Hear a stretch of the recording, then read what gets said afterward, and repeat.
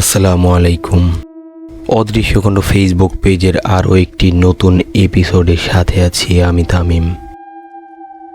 আজকের ঘটনাটি কিছুদিন আগের প্রথম আলো পত্রিকা থেকে নেওয়া।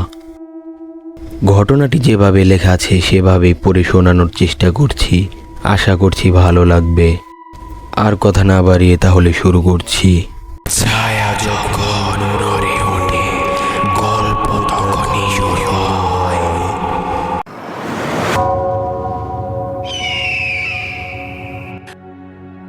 আজ আমি আপনাদের সাথে আমার জীবনের একটা ঘটনা শেয়ার করব, যা আজও আমাকে রাতের বেলা ঘুমাতে দেয় না। আমার নাম রাকিব, আর আমি পেশায় একজন চিত্রশিল্পী। ঘটনাটা প্রায় 5 বছর আগের, যখন আমি ঢাকার অদূরে একটা পুরনো ছিমছাম বাড়ি ভাড়া নিয়েছিলাম। আমার স্টুডিও আর থাকার জায়গা দুটোই ছিল একই বাড়িতে। বাড়িটা বেশ পুরনো হলেও ছিমছাম আর শান্ত পরিবেশের জন্য আমার খুব পছন্দ হয়েছিল। চারপাশে ছিল গাছপালা আর সামনে ছিল একটা ছোট বাগান।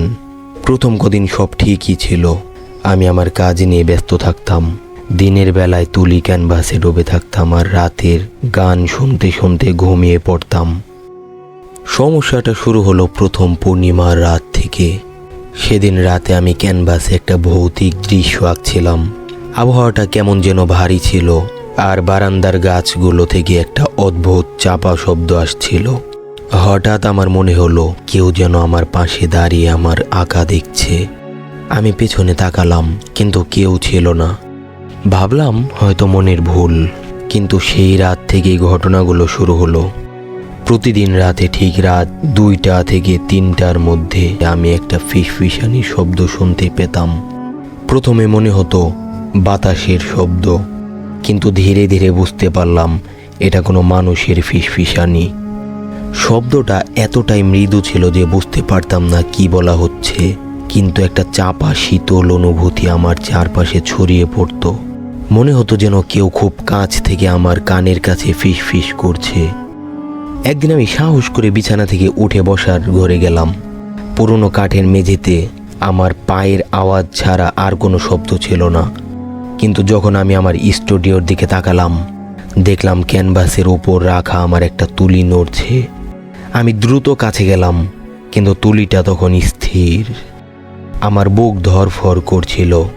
আমি নিজেকে বোঝানোর চেষ্টা করলাম হয়তো বাতাসের কারণে এমনটা হয়েছে, কিন্তু ঘরের সব জানালা বন্ধ ছিল। এরপর আরও অদ্ভুত ঘটনা ঘটতে শুরু করলো। রাতে যখন আমি ঘুমিয়ে থাকতাম, মনে হতো কেউ যেন আমার ঘরের ভেতরে পায়চারি করছে। পায়ের শব্দ এতটাই স্পষ্ট ছিল যে নিশ্চিত ছিলাম এটা কোনো মানুষ বা প্রাণী নয়। শব্দটা একদম মানুষের পায়ের মতোই ছিল। মাঝে মাঝে মনে হতো আমার বিছানার পাশেই এসে কেউ দাঁড়িয়ে আছে।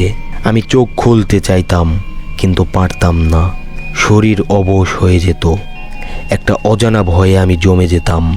আমার মনে হতো যেন আমার বুকের ওপর একটা অদৃশ্য ভার চেপে আছে। এক রাতে আমি সিদ্ধান্ত নিলাম আমি আর ভয় পাবো না।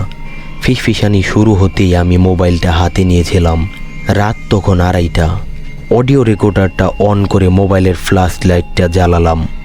ফিসফিসানিটা আরও জোরালো হলো, যেন আমার এই সাহসের জন্য কেউ অসন্তুষ্ট হয়েছে।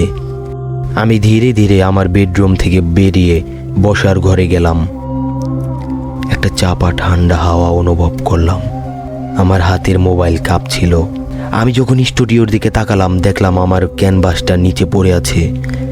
কিন্তু তার চেয়েও ভয়ঙ্কর ব্যাপার হলো ক্যানভাসের ওপর কোনো তুলি বা ব্রাশ ছাড়া রক্তের মতো কিছু দিয়ে আঁকা ছিল একটা মুখ। দুটো চোখ যেন স্থিরভাবে আমার দিকে তাকিয়ে আছে। আমার শরীর হিম খেয়ে গেল। এই দৃশ্য দেখে আমার হাত থেকে ফোনটা পড়ে গেল। সাথে সাথে ফিসফিসানিটা একটা বিকট হাসির শব্দে পরিণত হলো। মনে হলো সারা ঘর জুড়ে সেই হাসি প্রতিধ্বনিত হচ্ছে। আমি ভয়ে চিৎকার করে উঠলাম। পরের দিন সকালে ঘুম ভাঙতেই মনে হলো সবটা হয়তো দুঃস্বপ্ন ছিল। কিন্তু যখন আমি স্টুডিওতে গেলাম, দেখলাম ক্যানভাসটা সত্যি নিচে পড়ে আছে, তবে রঙের মতো কিছু একটা দিয়ে আঁকা সেই মুখটা আর নেই। আমি দ্রুত ফোনটা তুলে নিলাম। অডিও রেকর্ডারটা তখনও অন ছিল। যখন প্লে করলাম, প্রথম দিকে শুধু আমার শ্বাস প্রশ্বাস আর ফিসফিসানির মৃদু শব্দ ছিল, কিন্তু হঠাৎই বিকট হাসিটা স্পষ্ট শোনা গেল। তারপর আমার চিৎকার। অডিওটা শুনে আমার গা কাটা দিয়ে উঠল। আমি আর এক মুহূর্ত ওই বাড়িতে থাকতে পারিনি। তড়িঘড়ি করে সব জিনিসপত্র গুছিয়ে সেই দিনই বাড়িটা ছেড়েছিলাম। সেই অডিও রেকর্ডারটা আজও আমার কাছে আছে, কিন্তু আমি আর সাহস করে সেটা শুনি না। আমি জানি না ওই বাড়িতে কে ছিল, কিন্তু আমার মনে হয় সে কোনো এক অতৃপ্ত আত্মা, যে রাতের আধারে আজও সেখানে ঘুরে বেড়াচ্ছে। এই ঘটনাটা আজও আমাকে তাড়া করে। যখনই আমি একা থাকি আমার মনে হয় সেই ফিসফিসানিটা আবার যেন আমার কানের কাছে ফিরে আসছে। Spirit, be here with me.